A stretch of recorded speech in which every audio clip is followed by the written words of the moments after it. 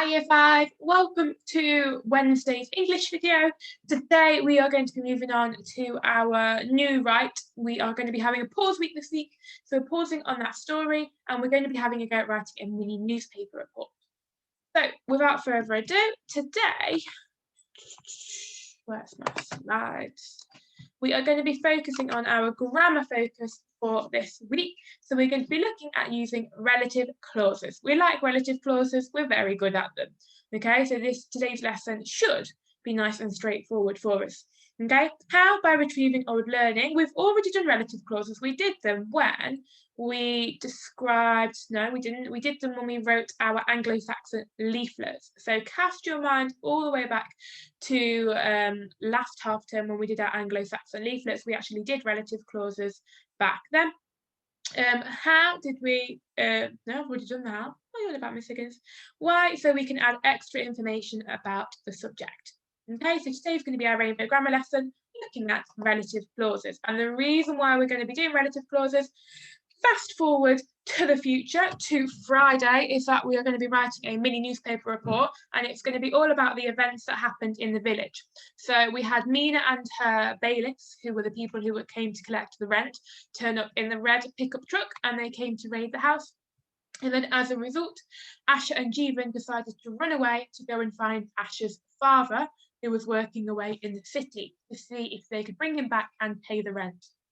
Okay, so it's worth you bearing this in mind in your head while you are planning your newspaper report and while you are writing your relative clauses today. This is the purpose of you doing them, so that hopefully you can pick up your relative clause sentences and pop them into your newspaper report on Friday. Okay, so that is kind of the end goal, if you like. Before we start then, we're going to have a little song. We love a little bit of a rainbow grammar song, all about our relative clauses. So remember to share my sound, because otherwise you won't be able to hear it. Here we go. You're singing along at home. Relative clause give us extra information. Relative clause tell us about the noun. Relative clause use a relative pronoun. Who, whose, that, which.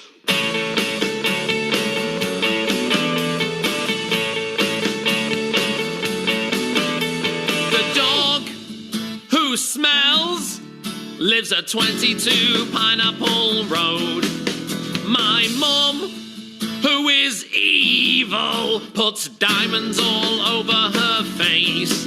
The school gates that are blue keep naughty burglars away. Dr. Smelly, whose nose is massive, eats mainly Haribo straws.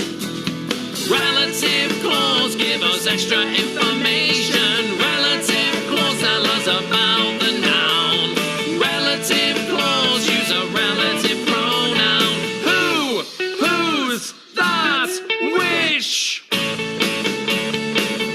Okay, we're going to pause there. What an absolute tune that is. Okay, that was our little song all about our relative clauses. I think we've heard that one before. Hopefully you sang along at home. So what is a relative clause then? So thinking about what we have just listened to and your previous knowledge about relative clauses, if you were to describe to someone who'd never heard of this word relative clause before, that might be maybe an adult at home or maybe just someone imaginary in your head, how could you describe to them what is a relative clause? Have a little think now, just pause the video and have a think, how would you describe a relative? How would you explain to them what it is? Wonderful. So hopefully you've come up with something a little bit like this. It's okay if you haven't written the same thing. Oh, Siri is talking to me now. Let me turn him off. So what is a relative clause? Well, it's a type of subordinate clause, which means it doesn't make sense on its own. We can put it into a sentence, but if we take it out of our sentence, you will still be left with a main clause, so a subject and a predicate, which will make sense on its own. It gives extra information about a noun, and it's introduced by a relative pronoun, which means one of these words will always come before the clause, will always start the clause off in the sentence. So that, whom, whose, who, and which. Now, all of these different relative pronouns have different uses, so you need to be careful when selecting which relative pronoun to use. For example, if you use the who, you are referring to a person. For example, Asha, who is from the Himalayas, ran away from home. If you use that or which, you are referring to a thing. So, for example, the tractor, which was used for farming, was taken by Amina. Whose is something that belongs, if you're talking about something that belongs to the person. So, for example, Asha, whose ma lived with her in the Himalayas, ran away from home. Okay, you're talking about Asha's ma because it belongs to Asha. When and where speak for themselves. When is referring to a time and where is referring to a place. Okay, so that's just worth bearing in mind that these different relative pronouns have different meanings. Okay, and I'm sure when we read our sentences back, we can just check that we've used the correct relative pronoun. So let's have a look then at a couple of examples. So relative clauses can go in the middle of a sentence. These are what we call embedded relative clauses, and these are probably we're probably more familiar with these types of relative clauses. Okay, this is what we've looked at for the most part. So, for example, here we've got More Manali, which is a village located south of the Himalayas, awoke to panic on Friday. Can you see which part of my sentence is my relative clause? Okay, hopefully you can see that this bit here on my purple card, okay, is my relative clause. And it starts with a relative pronoun, which is which. Okay, so I'm adding extra information about my subject, which is More Manali. Okay, so More Manali, which is a village located south of the Himalayas, awoke to panic on Friday. I can check this, I've done it right and it is a relative clause, because if I take my relative clause out of my sentence, so if I change it to More Manali, awoke to panic on Friday, that sentence still makes sense on its own. Okay, the relative clause can be taken out and my sentence still makes sense. Perfect, so that's kind of the main way that we've seen relative clauses used so far. They sometimes come at the end of our sentence. So, for example, Asha is from More Manali, which is a village located south of the Himalayas. This time I'm adding extra information to this noun here, to More Manali. Okay, so when they come at the end, they have to add extra information about the noun that has just come before. I'm not talking about Asha. Asha is not the village located south of the Himalayas. I'm talking about More Manali. Okay, so we're going to look more at that later, but just be careful with that one. Wonderful. Right, thinking about what we've just looked at then, here I have given you 1, 2, 3, 4 sentences. Can you have a go, just like we usually do in our Rainbow Grammar, at identifying the different parts of the sentences? So you need to find the subject, the relative clause, and the predicate, and the stop as well, bearing in mind that sometimes the order might be a little bit different. Okay, so pause the video now and see if you can find the different parts of our sentences, and you can write them or colour them in Rainbow Grammar colours. Wonderful, let's have a look at this together then. So, our first one, we've got Asha's ma, who has never left More Manali, is desperate for Asha to return safely. Asha's ma is our subject, that is who our sentence is about. Is desperate for Asha to return safely is our predicate, because that is what we know about Asha's mum. That's what she's doing. Okay, and who has never left More Manali is our relative clause. It's adding extra information about Asha's ma. Okay, and it starts with a relative pronoun, which is who. Okay, well done if you got that one correct. Let's have a look at another one. The local market, where Asha and Jeevan will have seen, has been searched thoroughly. Okay, so here we've got a different relative pronoun. Here, what is our relative pronoun? It is where, okay, because it's telling us a place or location. So the local market is our subject. Where Asha and Jeevan will have seen is our relative clause, and has been searched thoroughly is our predicate. Finally, we've got a full stop to stop our sentence. We can check this is correct, because if we take our relative clause out, the local market has been searched thoroughly still makes sense on its own. Lovely. Oops. Where's my slides gone? Perfect. Next one. The children left to search for Asha's father, who is believed to be working in Zanzibar. This one's a little bit different because our relative clause is actually at the end this time, which tells me I am now adding extra information about this noun, Asher's father. So the children is my subject.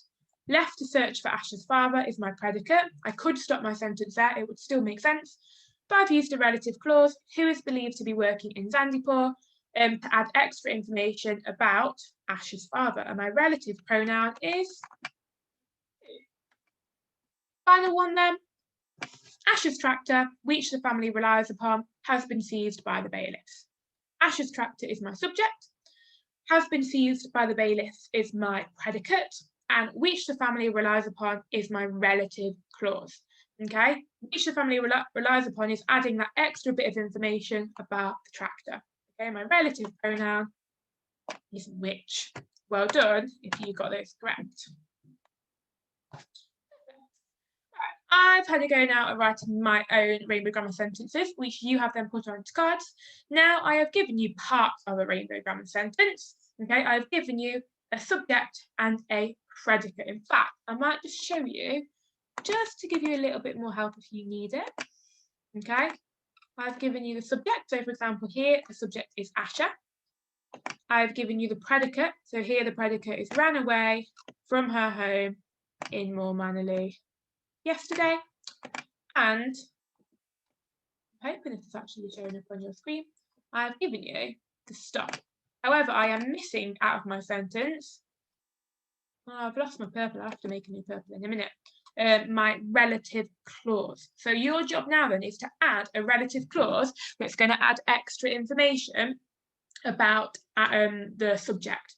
So for example, here, Asher, then you've got a gap. I want you to add a relative clause which is going to add extra information about Asher. I'll go first. So for example, you could have Asher, who is only, remember how old she is, 10 years old, ran away from her home in Moor Mannerley yesterday. Okay, now that my rainbow grammar cards are all wrong, bear with so I can show you my sentence. Okay, so now you can see I've added in a relative clause to add extra information about Asher. Okay, can you have a go at doing the same? I'm going to delete this one so you can have a go at doing the same with this sentence, but then you've also got 2 more sentences that you can have a go at adding a relative clause into.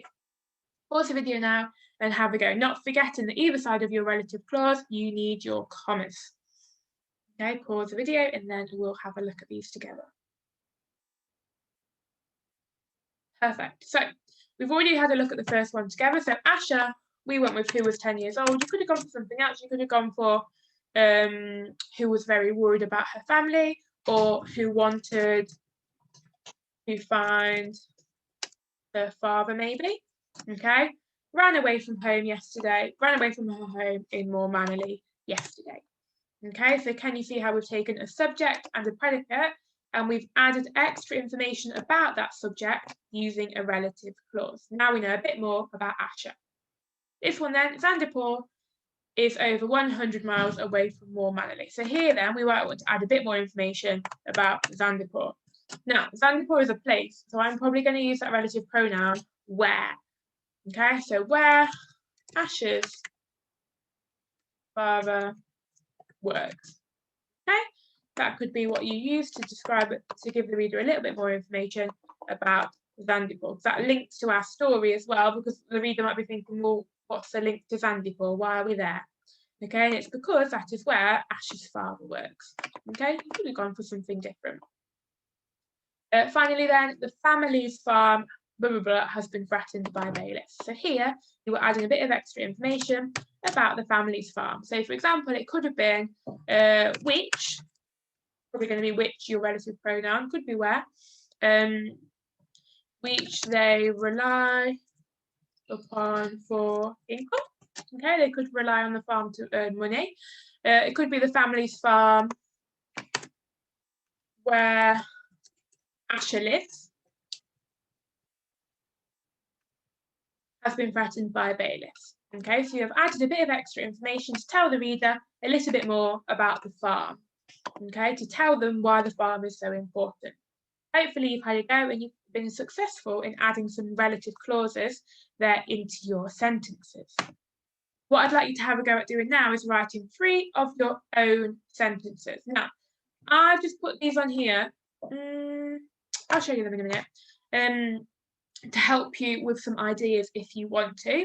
Okay, but I want you to be remembering that you're writing a newspaper report all about the events that we talked about earlier. So Mina and her bailiffs coming to raid the house, and then don't forget they take the tractor, and then Asher and Jeevan running away.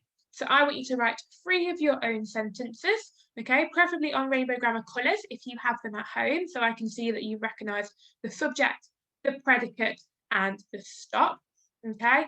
And I want you to include a relative clause in each one to add extra information. Now, here, this is just some examples of the subject that you might want to use for your sentence. So Asher, Asher's father or Asher's ma, the children or Asher and Jeevan, Zandipur, like I use the example of Zandipur. More Manali is the village where Asher and Jeevan live, and the bailiffs are Mina and the men. Okay, so these are just some ideas if you need them to help you with what you might want to write your sentences about using a relative clause. Okay, thinking about if you need ideas, the events that happened in terms of the bailiffs coming to the house, raiding the house, taking the tractor, Asher and Jeevan running away to try and find Asher's dad. So you're going to write 3 sentences, pause the video now and have a go, and then come back when you're ready. Wonderful. Hopefully you've had a go at writing some of your own sentences. I cannot wait to see them on your portfolios. Okay, just then before we go, a quick challenge. Okay, so all of kind of the relative clauses that we've had a go at actually doing ourselves so far might have been in the middle of our sentences. Now, can you have a go at using a relative clause at the end of the sentence? Remembering that if you do this, it will have to describe the second noun in your, not necessarily the second noun, but the last noun in your sentence. So for example, I'm just going to go back to this one.